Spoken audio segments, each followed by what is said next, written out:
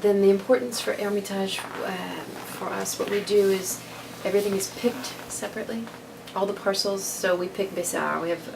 That's kind of our largest day, and it's not only a big day, but it's mentally a big day because it's a large parcel and it's the backbone of our Hermitage. But it's also very difficult. It's steep, and so each parcel, Bessar gets picked, Pelliat gets picked. All of those parcels are picked separately. They're put into tanks separately. So vinification is separate for each parcel. Okay. They each have their own tanks and are vinified separately, and then they're taken down to the cellar and aged for 2 years, and they stay separate. And then my father-in-law and my husband begin the blending process. After 2 years. So right now, not only is he home watching our children, I hope. I'm looking at you, Jean-Louis. He is also at home working on blending the 2009 right now. So, just kidding, honey. How long have you guys been married? We've been married since 2003. I've known him since 95. And I read there was another Jean-Louis. There is another Jean-Louis, number 17. Wow, 17. And there's also an Emma, number 1. Number 1.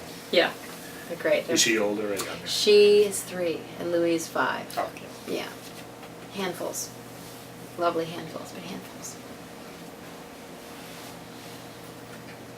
They help. They like to go down the cellar and help now. Cause trouble.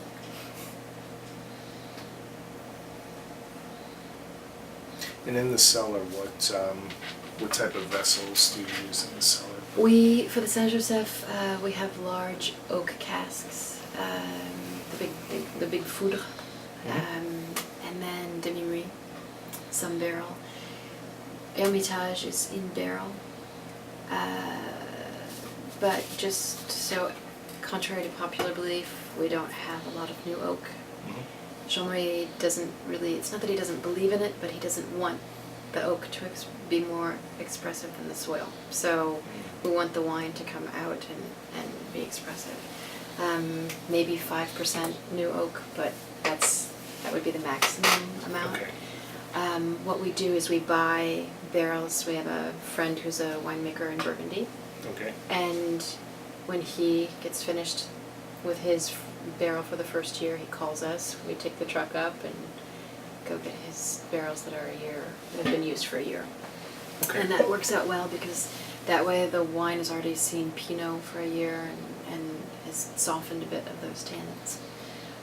We use older barrels as well, so they aren't immediately, it's not like every year we have 1-year-old barrels either, so we go through them. Jean-Louis, if need be, if he wants to get rid of barrels to incorporate new ones, then we'll either sell them off to selection or use them in the fireplace. Now, it's interesting you brought up the contrary to popular opinion of it, but I had read an article that was based on a vertical tasting that Tanzer had done several years ago, I think maybe about 4 years ago. And he talked about how he felt in the more recent vintages of Chave, where he tasted, wasn't sure whether it was more of a new oak component or, the whole global warming thing and riper grapes or whatever, stuff like that. And it didn't interfere with any of the assessment of, say, the greatness of the wines, but he was kind of hinting around, that there was a little bit of a change in style, maybe not to the purest liking.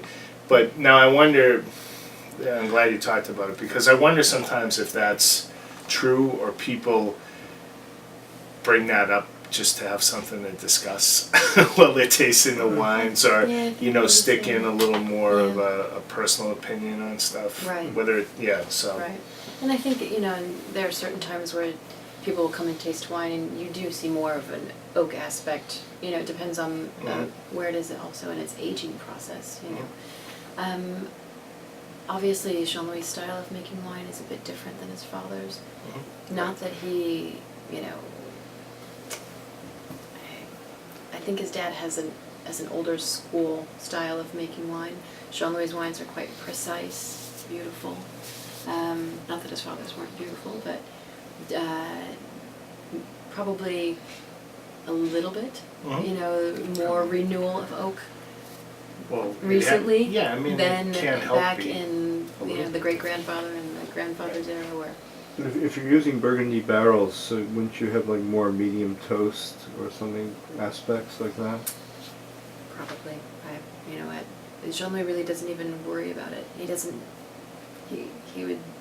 anytime people ask about barrels and grape varietals, he's like, that's not what's important, soil's what's important, and that's what we're trying to express, which is exactly why he doesn't go out and buy a ton of new demi-brie and a ton of new barrels. So. And when did he take over the domain?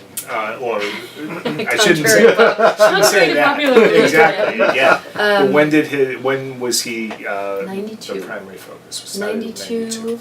Okay. I know some people think that Sherrod still makes the wine, but actually Jean-Louis been making the wine with his father since 92 and making the wine since 95. Okay.